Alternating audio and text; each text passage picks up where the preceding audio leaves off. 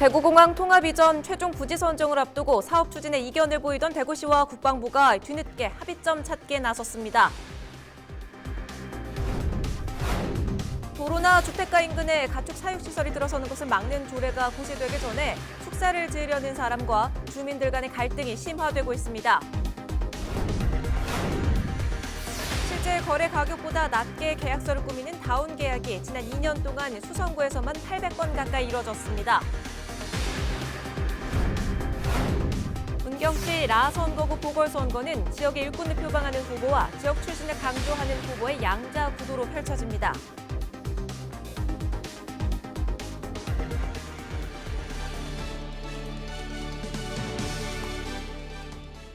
시청자 여러분 안녕하십니까? 헬로티비 대구경북 뉴스입니다. 대구공항 통합 이전 후보지로 군위와 의성이 두 곳이 선정된 지 1년이 지났습니다. 최종 부지 선정을 앞두고 사업 추진에 이견을 보이던 대구시와 국방부가 뒤늦게 합의점 찾기에 나섰습니다. 김선경 기자입니다. 대구공항과 군공항을 옮겨갈 후보지로 군위와 의성이 물망에 오른 건 지난해 3월. 1년이 넘는 시간이 흐르도록 최종 부지는 선정되지 못했습니다.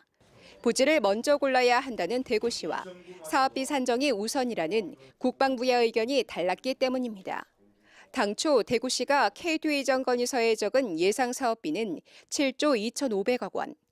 국방부는 산악지대인 두 후보지의 장애물을 없애는 비용까지 포함하면 훨씬 더 많은 예산이 필요할 것으로 보고 있습니다. 대구시와 국방부는 이에 이전 예상 비용을 먼저 대략 산출한 뒤 최종 부지를 결정하기로 협의했습니다. 이제 후보지가 그때는 없었었고요. 부지가 건의서를 평가할 때는 지금 부지가 두 군데가 생겼으니까 이제 계략적으로 그러면 사업비를 먼저 뽑아보자라고 합의가 돼서 예상되는 기간은 3개월가량. 이전 지역 지원 계획에 관한 정부 심의와 주민 투표를 거친 뒤 올해 안에 최종 부지를 선정할 계획입니다. 구미 그리고 포항, 도청 이전 신도시 이런 부분들의 관계 설정 그리고 어떻게 네트워크를 형성시켜 줄 것인가 그리고 그 기능들을 어떻게 분배하고 효율적으로 운영할 것인가 라는 부분들은 아직 산정된 숙제라고 봅니다. 오는 2026년 통합신공항 건설 완공을 목표로 하고 있는 대구시. 정치 쟁점화 논란 등 각종 걸림돌로 삐그덕거리고 있는 공항 이전이 순탄하게 진행될 수 있을지 주목됩니다. 헬로티비 뉴스 김성영입니다. 하천이나 도로, 주택가 인근에 가축 사육시설이 들어서는 것을 제한하는 조례가 지난달 개정되었습니다. 의성구는 본격 고시를 앞두고 있는데요. 고시되기 전에 축사를 새로 지으려는 사람들과 이를 막으려는 마을 주민 간의 마찰이 심화되고 있습니다. 현장 출동 전병주 기자입니다.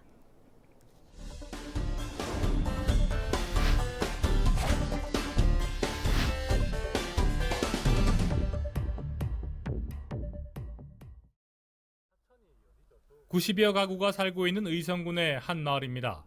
4곳의 축사가 들어와 있는데 최근 5곳의 축사가 추가로 들어올 예정입니다.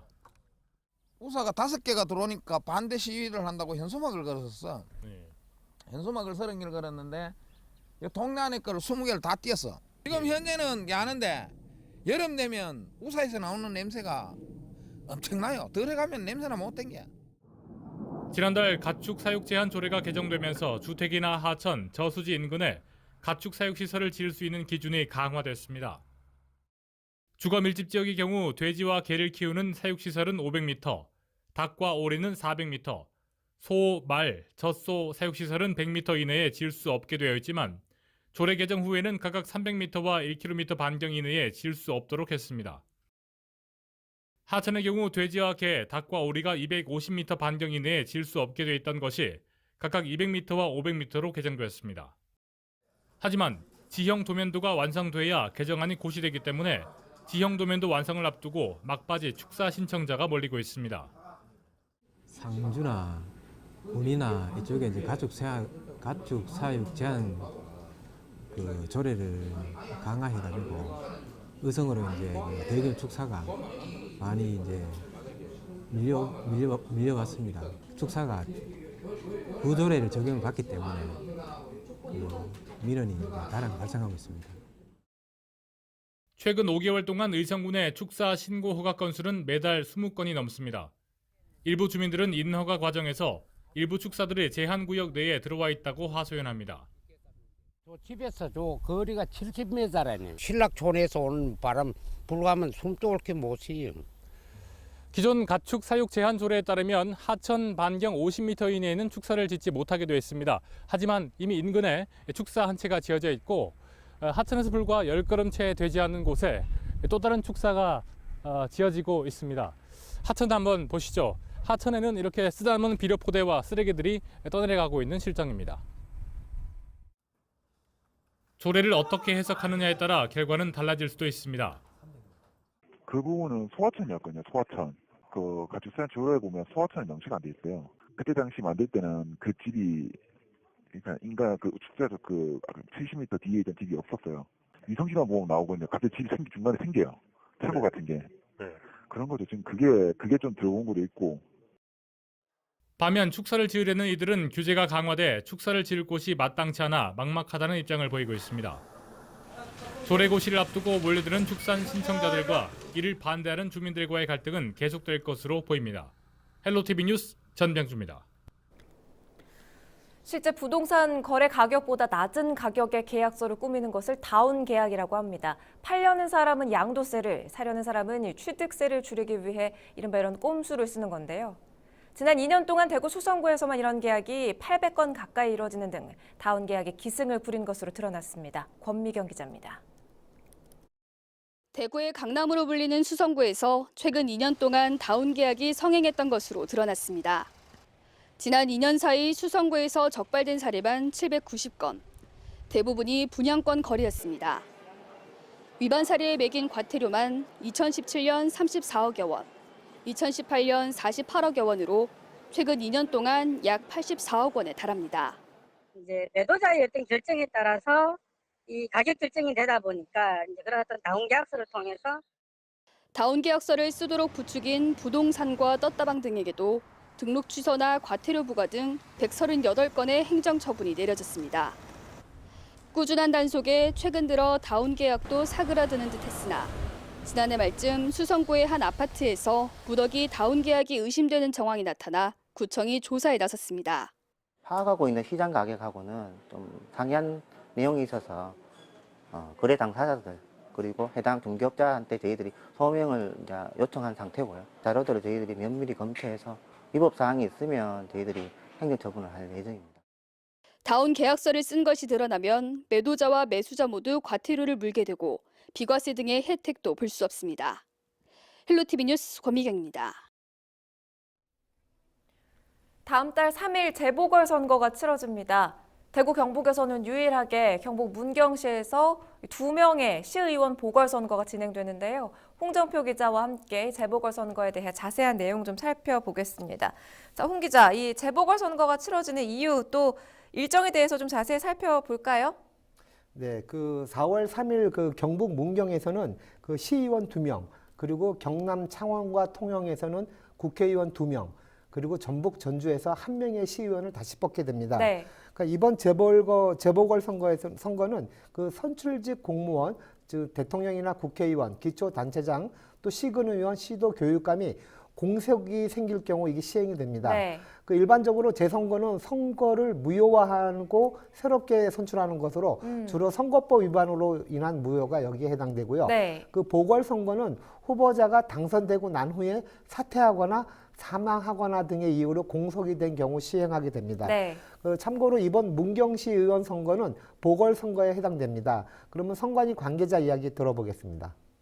나 선거구는 2018년 11월 27일 이상진 전 시인의 사직에 의한 결혼으로, 라 선거구는 2019년 1월 8일 이성준 전 시의원의 피선거권 상실에 의한 결혼으로 보궐선거가 확정됐습니다. 이성준 전 시의원은 당의 선거인 문경시의원 선거가 아니라 비례대표 도의원 선거와 관련하여 공직선거법 위반한 것으로 재선거가 아니라 피선거권 상실에 의한 보궐선거가 됩니다. 그러니까 당선된 후 한 의원은 사직을 했고 또 한 의원은 다른 선거와 연관이 돼서 의원직을 상실하는 거죠. 문경시의 라 선거고 이 정확하게 지역이 어떻게 됩니까? 예. 그 시의원 선거구 나 선거구는 그 문경시 호계면 그리고 점촌 1동 3동이 되고요. 그 라 선거구는 점촌 2동 4동 5동이 됩니다. 네. 참고로 나 선거구에는 자유한국당과 무소속 후보 1명이 출마를 했고 그 라 선거구에는 모두 5명이 출마했습니다. 더불어민주당, 자유한국당 그리고 무소속 후보 3명이 출마를 했습니다. 네. 그리고 사실 이 사직의 이후 이 나 선거구 같은 경우 이상진 의원은 그 당선 후에 이제 그 건강상의 이유로 그 5개월 만에 의원직을 사직을 했습니다. 네. 그 라 선거구의 이승준 의원은 그 지난 지방선거에서 당선은 됐지만 다른 지역 비례대표 공천 희망자로부터 그 소개비 명목의 금품을 받은 혐의로 구속돼서 올 1월에 대법원에서 최종적으로 당선 무효형이 확정돼서 의원직이 상실됐습니다. 네. 그 지난해 6월 지방선거에서 문경시 유권자는 62,600명으로 이번 보궐선거구 2개의 보궐선거구에서는 전체 유권자의 60%인 약 37,000명이 투표하게 됩니다. 자, 그러면 이 보궐선거 향후 일정은 어떻게 됩니까? 예, 보통 이제 이 사전투표가 시행됩니다. 3월 29일 금요일과 3월 30일 토요일 이틀 동안 사전투표가 시작이 되고요. 오전 6시부터 오후 6시까지 점촌 1, 2, 3, 4, 5동 사무소와 호계 면사무소에서 미리 투표가 가능합니다. 네. 그리고 실제 투표일입니다. 4월 3일 수요일 오전 6시부터 저녁 8시까지 투표를 할 수 있습니다. 일반적인 투표는 저녁 6시지만 재보궐선거는 오후 8시까지 가능하고 이날은 휴일이 아닙니다. 그리고 이날은 투표할 때 아무 데나 가서 하면 안 됩니다. 개인적으로 날라온 투표 안내문에 적힌 투표소로 가셔서 투표를 하셔야 됩니다. 네. 그 사전 투표 장소로는 문경시 내 6곳에서 이제 아무 곳에서 투표가 가능하고 4월 3일은 지정된 그 투표소에서 꼭 투표를 하셔야 됩니다. 다시 한번 좀 강조를 해드려야 되겠어요. 사전투표는 문경시 내 6곳, 아무 곳이나 방문을 하셔도 되는데 4월 3일 투표일 당일에는 꼭 지정된 투표소로 가셔서 투표를 하셔야 됩니다. 이 밖에도 유권자가 좀 알고 있어야 할, 유의해야 할 내용이 있을까요? 예, 이 부분도 역시 그 문경시 선관위 이야기 한번 들어보겠습니다. 당선자가 대표성을 가지기 위해서는 유권자의 투표 참여가 가장 중요합니다. 사전 투표일인 3월 29일과 30일은 오후 6시까지, 투표일인 4월 3일은 오후 8시까지 투표가 가능하니 꼭 투표권을 행사해 주시기 바랍니다. 아울러 근로자의 투표 참여를 위해 사업주는 근로자의 투표 시간을 보장해 주시기 부탁드립니다. 재보궐선거일은 임시 공휴일이 아닙니다. 4월 3일. 그런데 이날은 오전 6시부터 오후 8시까지 시간이 넉넉하니까요. 여러분 꼭 투표에 참여를 하셔야겠습니다. 네, 그렇습니다. 그리고 정말 그 깨끗하고 올바른 후보자를 잘 선택해야 합니다. 공보나 벽보를 좀 통한 공약도 잘 꼼꼼히 살펴보고 이분들의 경력도 잘 살펴보셔야 됩니다. 참고로 이번 보궐선거로 인해서 문경시는 당초 계획에 없던 약 36억 7천만 원의 소중한 세금을 써야 됩니다. 결과적으로 시민이 뽑은 당선자가 임기를 채우지 못하고 다시 소중한 혈세를 사용하게 되는 상황이 됐습니다. 네, 유권자 여러분이 정말 제대로 보고 듣고 또 올바른 선택을 해야겠죠. 홍정표 기자와 함께했습니다.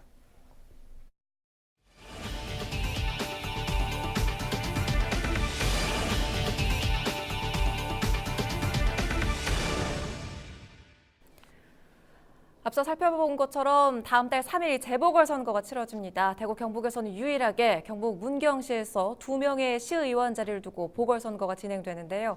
문경시 의원 라 선거구 후보를 홍정표 기자가 취재했습니다. 문경시 라 선거구는 호계면과 점촌 1, 3동입니다. 이번 보궐선거의 이 지역 유권자 수는 모두 21,976명입니다. 기호 2번 이정걸 자유한국당 후보는 1962년생으로 상주 농업전문대학 농업경영학과를 졸업하고 농협중앙회 문경시 지부 농정지원단장과 농협은행 함참지점장을 역임했습니다. 점촌 후계의 민원 해결사이자 문경 점촌의 복동의 힘을 자부하고 있습니다. 안녕하십니까. 이번 선거에 출마한 자유한국당 이정걸 후보입니다. 이번 선거에서 저희 슬로건은 성실하고 정직하고 책임감 있는 행동입니다.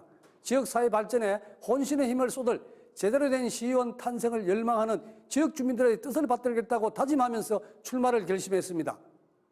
아이와 여성들이 안전한 골목길 조성, 되살아나는 골목경제 회생과 누구나 즐기는 문화공간 조성, 모두를 품어 안은 안심복지를 공약으로 내세웠습니다. 제가 문경시의원이 되면 지역 균형 발전과 젊고 활력 있는 골목 경제를 이루는 데 심혈을 기울이겠습니다. 그리고 지역 행정기관인 문경시에 대한 건전한 견제와 문경시 발전에 필요한 올바른 정책에는 지원을 아끼지 않는 참된 의원이 될 것임을 약속하겠습니다. 이정걸 후보는 지난해 6.13 지방선거에서 자유한국당 공천을 받고 출마했지만 낙선했고 이번 보궐선거를 통해 다시 일어서겠다는 각오입니다. 기호 6번 무소속 장봉춘 후보는 1966년생으로 대구보건전문대학 방사선과를 졸업하고 현재 우주항공여행사 대표입니다. 전 자유한국당 문경시 당협위원회 운영위원이었습니다.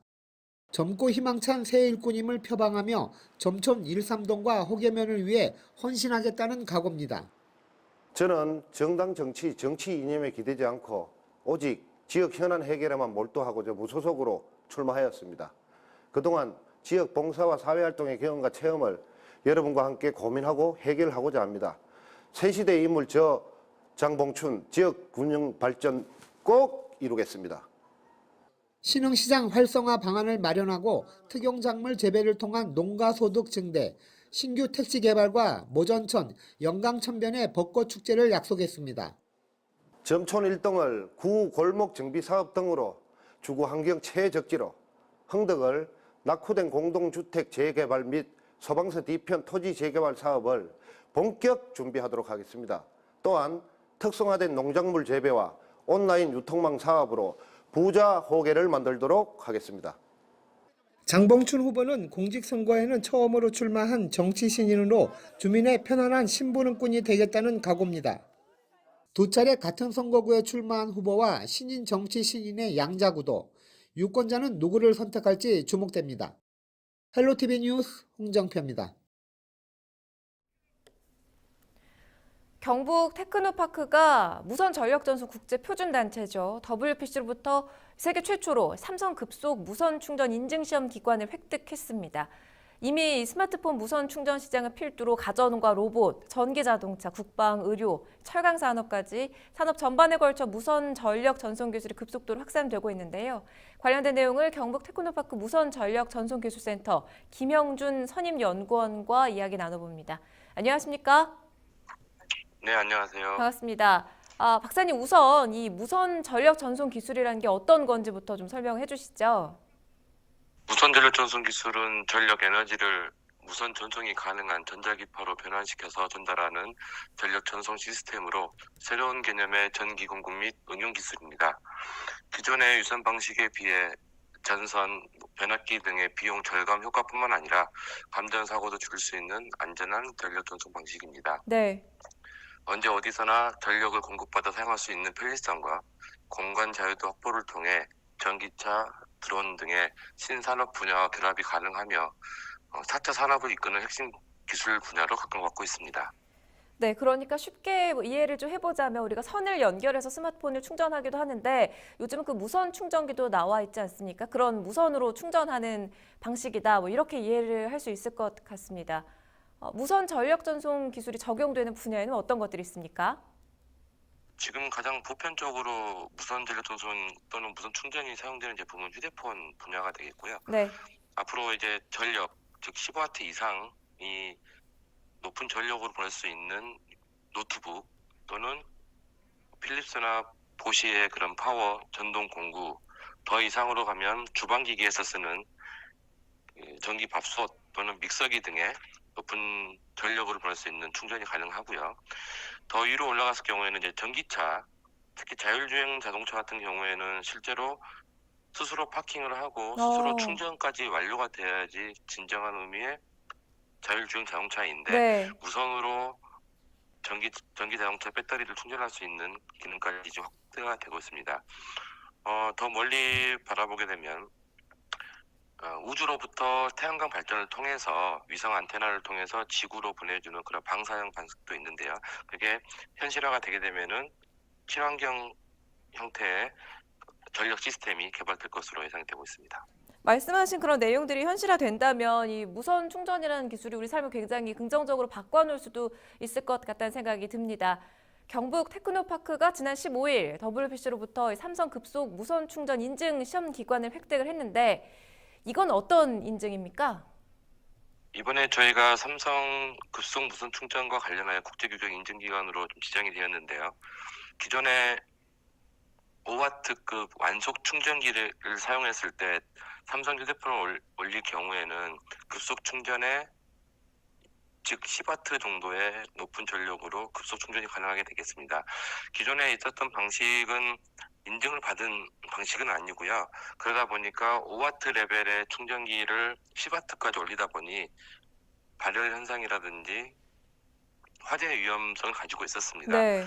올해 2월달 2019년 2월 기준으로 WPC에서 PPD라는 즉 삼성 급속 무선 충전 방식을 채택함으로써 저희가 3월 달에 인증기관으로 지정이 되었고요. 이를 통해서 급속 무선 충전에 대한 안전성과 화재 사고를 방지할 수 있는 그런 기관으로 좀 수행을 하고 있습니다. 네, 안전하게 이 기술을 사용할 수 있게 된 건데 이 WPC에서 제정한 모든 표준 적합성 인증 시험 절차를 경북 테크노파크에서도 받을 수 있게 된 거죠. 이거 어떤 인증 시험인 겁니까? WPC에서는 크게 두 가지로 인증 시험이 진행이 됩니다. 아까 말씀드린 5W급 레벨인 BPP라는 레벨하고 5W에서 15W급 즉 급속 충전이 가능한 EPP 인증 시험이 진행이 되고 있었습니다. 저희는 2017년 11월 달에 EPP 인증기관이 지정되었고요. 2018년 10월 달에 BPP 인증기관이 됨으로써 원스톱 서비스가 지원이 가능한 시험을 진행하고 있고요. 2018년 4월 달에는 저희가 마켓 서베일런스라는 랩이라는 걸 지정을 받아서 온라인이나 오프라인에서 판매하고 있는 그런 인증 제품을 수거해서 재인증 시험을 하여서 그 결과를 보고하고 소비자들에게 오픈하는 그런 기능을 하고 있습니다. 네, 최근 급성장하고 있는 무선 전력 전송 기술과 관련해서 경북 테크노파크 무선 전력 전송 기술센터 김형준 박사님과 함께 이야기 나눠봤습니다. 고맙습니다.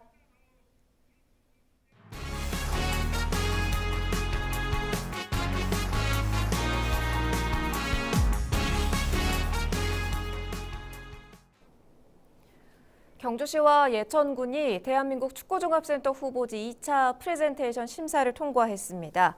이로써 경주와 예천은 24개 자치단체가 참여한 제2차 NFC 유치 경쟁에서 살아남은 8개 시군에 선발돼 3차 심사를 앞두고 있습니다. 이번에 함께 선발된 시군은 김포, 상주, 여주, 용인, 장수, 천안입니다. 대구지방고용노동청은 신도시 에너지타운 공사장에서 발생한 근로자 추락 사망 사고와 관련해 전면 작업 중지 명령을 내렸습니다.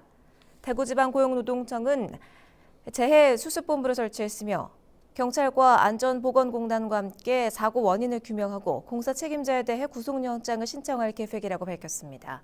뿐만 아니라 사고 현장에 대해 특별 감독을 실시하고 공사 현장의 안전 진단을 하도록 명령할 계획입니다. 한편 거푸집을 바치던 목재가 탈락하면서 근로자가 떨어진 것을 두고 목재가 규정에 맞게 설치됐는지도 함께 조사하고 있습니다. 경주시 등 12개 기관이 지역 발전을 위한 유관기관 협의회를 구성하고 첫 정기회의를 개최했습니다.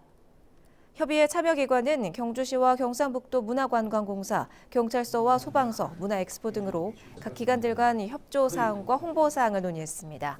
특히 이번 회의에서는 보문 관광단지 리모델링 사업과 경주 세계문화엑스포 행사, 경찰서 이전 등 다양한 의제가 다뤄졌습니다. 협의회는 앞으로 지속적인 대화와 업무 협조를 통해 지역 발전과 시민들의 복리 증진에 힘쓸 계획입니다. 이태손 대구시 의원이 미세먼지 저감 관리에 관한 조례를 19일 대표 발의했습니다. 조례안은 미세먼지 대책위원회 구성과 운영, 비상저감 조치 시 차량 운행 제한 대상 지역과 대상 차량 절차, 단속 등에 대한 내용을 담고 있습니다. 한편 올해 2월 29일부터 미세먼지 저감 및 관리에 관한 특별법이 본격적으로 시행되고 있으며 서울시 등은 지난 1월부터 미세먼지 관리 조례를 제정해 운영해 오고 있습니다. 우리 지역의 이슈 콕 짚어봅니다. 헬로 이슈 토크. 우리 지역의 이슈를 콕 짚어드립니다. 헬로 이슈 토크를 시작합니다. 4.3 재보궐선거가 얼마 남지 않았습니다. 지역 정세는 어떻게 돌아가는지 경북대 겸임교수인 김정무 법학박사 또 천영길 뉴스민 기자와 함께 자세한 얘기 나누도록 하겠습니다. 안녕하십니까? 4.3 재보궐선거가 임박했는데요. 공천에서 대구, 경북 여야 정당이 좀 여전히 빈익빈 부익부 현상을 보이고 있습니다. TK에서만큼은 여당 지위를 유지하고 있는 한국당에는 후보가 좀 몰린 반면에 다른 정당들은 후보자 찾기가 좀 쉽지 않았다고 하는데요. 지금 대구 경북에서는 지금 문경에서만 치러질 예정입니다. 이 배경이라 그럴까요? 분위기 좀 자세히 좀 짚어주시죠. 우리 김 박사님 먼저 짚어주시죠. 이번 4월 3일 날 치러지는 전국 재보궐선거는 국회의원과 지방의원 선거 결혼이 생긴 곳에 실시되고 있는데 가까운 곳은 경상남도 통영 고성에 국회의원 선거를 하고 우리 대구 경북에는 문경시에서 시의원 보궐선거를 합니다. 두 개 지역인데 나지구, 라지구. 자유한국당에서 지난달 문경시의원 보궐선거 후보 공모를 마감했는데 나 선거구에는 4명, 라 선거구에는 2명이 신청해 경쟁률이 상당히 높았습니다. 한국당 경북도당 공천관리위원회는 공관위원회 회의를 열어가지고 이제 후보자를 결정했는데 나 선거구에는 서정식 전 문경학원연합회장, 그다음에 라 선거구는 점촌시 옛날 점촌시인데 점촌동하고 호계면하고 선거구인데 여기에 이정걸 전 농협은행 함창 지점장을 내정했습니다. 장석춘 경북도당위원장이 취임한 이래로 많은 그 전문가를 영입하겠다는데 이번에 사실 공천은 비교적 전문가를 공천한 셈입니다. 네, 한국당 짚어주셨고요. 민주당 분위기도 좀 잠깐 짚어주실까요? 이 더불어민주당의 경우에는 이 보궐선거를 치르는 이 문경시의원 선거구 2곳 중에 한 곳에만 후보를 공천했습니다. 나 선거구에 김경숙 초로구산 어린이재단 문경시 후원회 이 부회장을 공천을 했는데요. 이 나 선거구에 출마한 김경숙 부회장의 경우에 지난해 치러졌던 6.13 지방선거에서는 이 비례대표 후보로 민주당 후보로 출마를 했었습니다. 이번에 지역구 후보로 나서게 됐는데요. 반면에 라 선거구에서는 후보자를 공천하지 못했습니다. 더불어민주당, 경북도당 관계자는 민주당이 집권 여당이긴 하지만 이 경북 북부 지역은 여전히 민주당이 고전인 지역이기 때문에 이 공천 신청자가 없었다 이렇게 밝혔습니다. 네, 지금 민주당 상황까지 짚어주셨는데요. 지금 공천 신청자가 없었다라고 지적해 주셨습니다. 지금 바른미래당을 포함해서 뭐 다른 정당들의 공천 상황은 어떻습니까? 좀 짚어주시죠. 민주당 그리고 공천 희망자도 좀 있지만 바른미래당하고 정의당은 아예 공천 희망자도 없고 이번에 공천을 내지 못했습니다. 두 곳 선거구 모두 다 공천자가 없는 것입니다. 바른미래당 경북도당에서는 지난달 20일부터 4일간 문경시의원 보궐선거 후보자 공모를 했는데 신청자가 아예 없습니다. 그래서 후보를 못 냈고 정의당 경북도당도 역시 마찬가지입니다. 그렇다면 지금 왜 이 지역의 보궐선거가 이루어지고 있는 건지 배경을 좀 설명하십니까? 어떤 이유인가요? 이 문경시의원을 보궐선거로 선출하는 선거가 이 2명을 선출하게 되는데요. 이 흥미로운 건 이 두 군데의 이 재보궐선거가 치러지는 이유가 좀 극과 극이라는 점입니다. 이상진 전 문경시의원의 경우에 2014년에 시의원 첫 당선된 이후 이 의정비 전액을 지역사회에 환원하기도 했습니다. 지난 4년간 받았던 의정비 전액을 지역사회에 또 환원했을 뿐만 아니라 이 앞으로 4년치도 환원하겠다 이런 의사를 밝히면서 화제가 됐었는데요. 그랬던 이상진 전 시의원이 지난해 11월 말에 의원직을 전격 사퇴했습니다. 이 건강이 악화돼서 더 이상 의원직을 수행하기에는 어려울 것 같다. 스스로 물러나고 다른 후보자가 나와서 의원직을 수행하는 게 낫겠다. 이렇게 밝혔습니다. 아주 어떻게 보면 의정비를 꼬박꼬박 받고도 활동을 안 하는 의원들이 있는 반면에 모범적인 사례라고 보여지는데요. 이에 반해서 이승준 의원의 경우에는 이 지방선거가 끝나자마자 이 선거사범으로 수사가 이뤄져서 구속된 경우입니다. 이승준 의원은 비례대표 공천 희망자로부터 소개비를 받고 소개비 명목으로 금품을 받은 혐의로 바로 이 당선된 직후에 구속영장이 발부됐습니다. 네. 대구지법 영덕지원이 6월 19일에 이승준 당선자에 대해 증거인멸의 우려가 있어서 구속 필요성이 인정된다며 구속영장을 발부했고요. 이 자유한국당 문경시 지역 도의원 경선에서도 결국 떨어졌고 예, 시의원으로 무소속으로 나서서 당선이 되긴 했습니다만 지금 의원직을 박탈되게 됐습니다. 네, 그래요. 정말 말씀하신 대로 이유가 극과 극이네요. 지금 그리고 또 초미의 관심사가 해외 연수 추태를 보였던 예천군 의회의 경우였는데요. 재보궐선거가 이루어질 것으로 예상이 됐는데 치르지 않기로 결정이 됐습니다. 그런 결정이 이루어진 배경을 좀 짚어주실까요? 예, 예천군 의회가 2명의 의원을 제명했는데 이번에 보궐선거가 치러질 거로 예상을 했는데 예천군 선거관리위원회는 보궐선거를 실시하지 않기로 의회 결정을 했습니다. 지난 2월 1일 날 예천군 의회가 가이드 폭행한 박종철 군의원 그리고 여성 접대부 발언으로 물을 일으킨 건도식 의원을 제명을 했죠. 그런데 4월 3일 보궐선거 대상은 이제 제어됐는데 예천군 선거관리위원회 얘기를 들어보니까 원래 법률적으로 4분의 1 이상이 결혼이 생기지 않으면은 보궐선거를 하지 않을 수도 있다. 이런 이제 규정이 있는 겁니다. 그리고 이제 보궐선거를 하면 지역 갈등이 심해지고 또 지금 시민단체에서 의원 전원 사퇴를 요구해가지고 7월달에 오는 7월달에 주민 소환 검토가 하고 있는데 이게 보궐선거 실효성이 없고 또 이제 보궐선거 하면은 이 경비가 6억 3천만 원에 달한대요. 그래서 이 보궐선거를 하지 않기로 했는데 현재 예천군 군의원 9명입니다. 9명인데 2명이 이제 제명됐으니까 7명인 거죠. 그런데 이건 사실 2명이니까 9명 중에 2명이 없어졌으니까 예천군에는 2명의 대표자가 없는 겁니다. 민주주의라는 것은 원래 좀 갈등이 있고 소란스럽고 그런 과정에서 일어나는 기고 또 민주주의는 비용이 들게 되어 있습니다. 그런데 선거관리위원회에서 이렇게 선거를 하지 않기로 한 것은 시민의 입장이나 민주주의 입장에서보다도 행정기관의 편의주의적인 그런 결정이 아닌가 이런 일각의 지적이 있습니다. 네, 그렇군요. 그리고요, 사실 6.13 지방선거 이후에 지역 당선인, 지금 당선자 21명이 선거사범으로 기소돼서 1심에서 당선 무효형이 잇따라 선고되면서 지금 재보궐선거판이 확대될 전망이었습니다. 근데 재판이 진행 중이라서 이번에는 치러지지 않게 된 것 같습니다. 이것도 배경을 좀 설명해 주실까요? 네, 일단은 대구에서는 권영진 대구시장과 강은희 대구시 교육감 등 이 단체장 2명과 지방의원 11명이 선거사범으로 기소가 됐습니다. 이 권영진 대구시장의 경우에는 벌금 90만 원형으로 확정 판결이 나면서 시장직 당선 무효형에는 해당하지 않게 됐습니다. 결론적으로 시장직을 그대로 유지하게 됐는데요. 이에 반해서 강은희 대구교육감의 경우에는 이 벌금 200만 원형을 1심에서 선고받고 지금 항소한 상황입니다. 벌금 100만 원형이 넘게 되면 교육감직을 박탈당할 수 있는 위기에 지금 놓여져 있는데요. 또 이 무더기로 이재만 전 자유한국당 최고위원의 부정 당내 경선 과정에서 부정을 저질러서 무더기로 기소된 시의원, 구의원들의 경우에는 지금 1심에서 당선 무효형에 해당하는 형을 선고받았습니다. 지금 항소심이 원래 어제 열릴 예정이었는데 21일로 한 차례 17일에 열릴 예정이었던 얘기죠?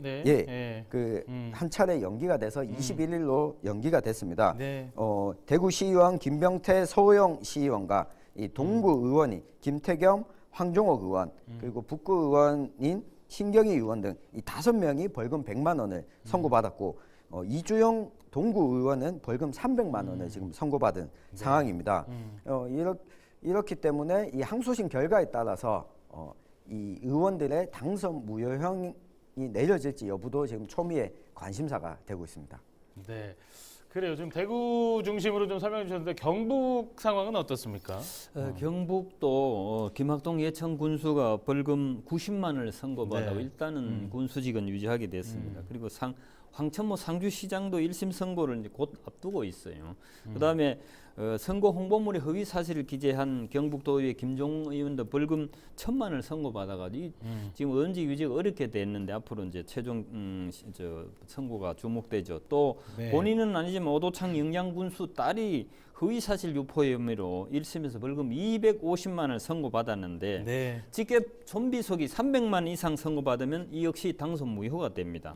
그래서 지금 대구도 그렇고 경북에도 지역 당선자, 지방선거에서 당선자 중에 거의 절반에 가까운 사람이 지금 법의 심판대에 올라져 있는데 네. 이렇게 함으로 해서 당선자들이 의원이나 단체장이 네. 지방자치에 소홀히 하게 되고 이 큰 문제가 일어나게 지금 돼 있는데 상당히 네. 우려되는 상황입니다. 네, 저희가 어제도 얘기했습니다만 오늘도 이 표현을 써야 되겠네요. 아슬아슬합니다. 네, 아슬아슬한 상황이 계속 보여지고 있는데요. 지금 저희 다시 돌아오면 문경 공천을 보면서 좀 많은 생각을 하게 됩니다. TK에서 한국당에서는 이 후보자들이 좀 몰리는 반면 다른 당들은 좀 아예 없거나 부족한 상황인데 이 부분 좀 어떻게 보세요? 각자 개인의 생각 제가 좀 얘기해 먼저 주시죠. 말씀드리보면은 지금 이제 최근에 여론조사상으로 자유한국당의 정당 지지율이 올라가고 있고 민주당의 지지율이 떨어지고 있습니다. 추세가 그렇죠. 네, 네. 그런 현상이 일어나니까 이번 문경시에서는 선거 관련해서 공천자가 자유한국당에 몰리는데 이렇게 이제 여러 가지 예천군 의회 사태도 있고 지방의원들 일탈 문제가 일어나도 유권자들은 이거는 자유한국당의 문제가 아니고 한국 지방의회 전체의 문제다 이렇게 판단하기 때문에 정당의 책임 묻기보다는 정당의 지지율 높은 정당을 선호하게 되는 현상입니다. 네, 그래요. 정치는 생물이네요. 네. 근데 저는 이게 꼭 그런 측면보다는 이 부자가 망해도 3년은 간다. 이런 말이 있지 않습니까? 네. 이 정권이 바뀌었다고 해서 갑자기 한국당 당원들이 대규모로 탈당을 하는 게 아니지 않습니까? TK에서 부자는 그러면은 한국당이라고 보면 됩니까? 예, 그렇습니다. 그 지난 지방선거에서도 네. 문경시 의원 선거구가 4곳이었는데 이 가운데 민주당 후보가 1명뿐이었습니다. 이에 반해서 지금 보궐선거에서도 2곳 중에 한 곳은 출마를 했기 때문에 민주당 입장에서는 과거보다는 나아졌다 이렇게 보는 편이 맞는 것 같고요. 또 한 가지는 재보궐선거다 보니까 동시지방선거에서는 2명 또는 3명을 뽑는 중선거구제지만 지금은 1명만 뽑습니다. 그러니까 1명만 뽑기 때문에 아무래도 이 2-3명을 뽑는 지방선거와는 달리 후보자가 당선 가능성을 좀 더 염두에 두고 출마할 수밖에 없다. 네. 이 점을 말씀드리고 싶습니다. 네, 그래요. 그렇다면 지금 대구 경북에서는 이슈가 될 만큼 그런 그 정도의 보궐선거는 없는 상황으로 보여집니다. 이번 재보궐선거의 민심의 향방이 내년 총선을 전망하는 그런 단서가 된다라고 분석하는 분들도 많은데요. 사실 내년 총선도 얼마 남지 않았는데 대구 경북의 정치 지형 또 지역 민심이 어떻게 좀 변화할 것으로 전망하십니까? 네, 일단 최근 리얼미터가 지난 11일에서 13일까지 전국 성인 1,510명을 대상으로 설문조사를 벌였는데요. 이 결과 민주당 지지율이 37.2%, 자유한국당 지지율이 32.3%로 나타났습니다. 양당의 지지율 격차가 문재인 정부 출범 이후 가장 좁혀진 이 여론조사 결과였는데요.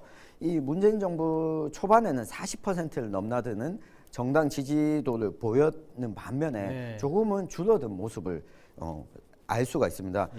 여러 가지로 분석되는데요. 나경원 자유한국당 원내대표의 이 막말 논란이 오히려 보수층을 결집시켰다라는 분석이 많이들 나오고 있습니다. 그런데 일단 이 한국당의 이 같은 상승세가 내년 총선까지 이어질지는 좀 미지수입니다. 한국당도 위험 요소를 계속 가지고 있는데요.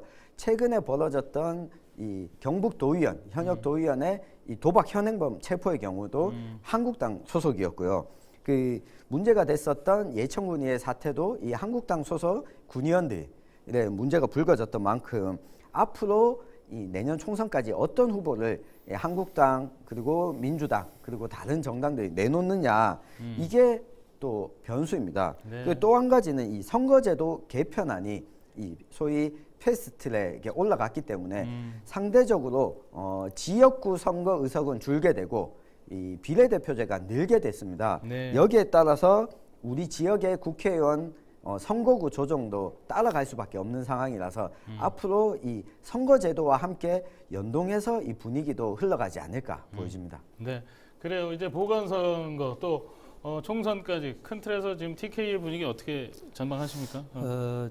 내년 총선은 이제 대통령 취임 중간쯤 돼서 중간 평가의 성격이 있어요. 지금 우리나라 총선에 보면은 대통령 취임 초기에는 여당을 밀어주자 이런 분위기고, 그렇죠. 그다음에 중간 평가는 냉혹하게 네. 평가를 해요. 그래서 네. 이번 내년 총선에서도 평가가 일어나는데 지금 현재 문재인 정부의 경제 불경기 그리고 남북 관계에 잘 안 풀린 이런 걸 봐서는 내년에 민주당이 상당히 고전을 면치 못하리라고 봅니다. 그래서 이번에 자유한국당의 한교안 대표가 새로 뽑혔는데 이 한 대표께서는 지난번에 역대 그 한나라당 자유한국당 전신인 한나라당 시절에 그 이해창 총재의 모델하고 비슷한데, 그래요? 예, 법조인 출신이고, 그래서 이제 이 지역 출신들이 이제 이명박 박근혜 대통령 뽑을 때는 강력하게 밀어줬고, 또 이해창 총재 충청도 출신이지만 또 강력하게 밀어줬는데, 네. 역시 이제 이 한교안 대표가 낸 총선에 상당히 선전해야 차기 대권을 노릴 수 있는 그런 상황입니다. 네, 그래요. 그리고 최근에 지금 대구 수성구 갑을 지역구로 하고 있는 김부겸 장관이 지난 8일 발표된 개각으로 장관직을 내려놓고 지금 여의도로 복귀를 했다는 점도 좀 관심 있게 지켜봐야 될 것 같습니다. 이를 두고 지금 김부겸 의원이 지역구 민심 돌리기라는 이런 특명을 받을 것으로 이렇게 분석하고 전망하는 분들이 많던데요. 이에 대해서는 좀 어떻게 보십니까? 네, 이 민주당과 한국당 내 의견이 엇갈리고 있는데요. 네. 민주당 내에서는 김부겸 장관이 국회의원으로 다시 활동을 하게 되면 지역 조직을 재건하고 또 지지율 상승에 큰 영향을 미칠 거다. 네. 이 구심점이 될 것이다. 이렇게 기대감을 갖고 있습니다. 예. 반면에 한국당 쪽에서는 김부겸 의원의 경우에도 지역구 민심이 좋지 않다면서 이 자신의 지역구에서조차 당선이 어렵다. 뭐 이런 의견도 제기하고 있습니다. 그래요? 예. 네. 민주당의 이 대구 경북 지역 인사들은 결국 김 장관이 역할을 해야 된다라고 이야기하면서 좀 힘을 실어주고 있는 상황인데요. 주로 이 한국당 쪽에서는 김부겸 역할론을 기대하기 힘들 것이다 이런 이야기를 하고 있지만 김 장관이 최근에 김부겸 의원실 비서관들이 지금 대거 지역구로 내려왔습니다. 내려와서 김부겸 의원 지역구뿐만 아니라 이 주변에 있는 대구 지역 선거구와 또 구미, 포항 선거구까지 함께 좀 동반 당선될 수 있는 분위기를 만들기 위해서 노력하고 있는 만큼 뭔가 이 내년 총선에서 키가 되지 않을까 이렇게 전망됩니다. 네. 4.3 재보궐 선거를 앞두고 지금 두 패널의 개인적인 의견과 생각까지 덧붙여서 우리 후보와 또 일정부터 내년 총선 분위기까지 전체적으로 전망해 봤습니다. 오늘 두 분 자리해 주셔서 고맙습니다.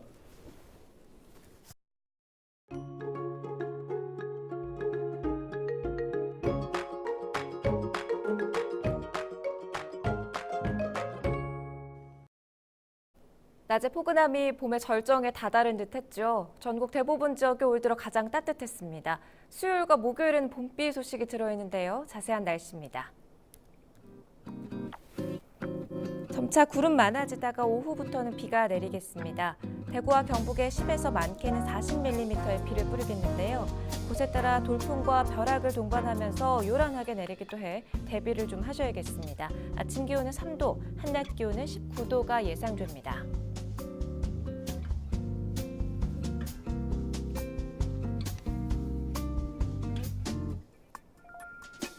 이번 한 주도 전체적으로 낮과 밤의 기온차가 크겠습니다. 감기 걸리지 않도록 옷차림에 신경을 쓰셔야겠는데요. 수요일에 시작되는 비는 목요일 오전이면 대부분 그치겠고요. 비구름 뒤로는 찬 공기가 몰려오면서 기온이 큰 폭으로 떨어지겠습니다. 반짝 추위에 건강 잃지 않도록 관리 잘 해주셔야겠습니다.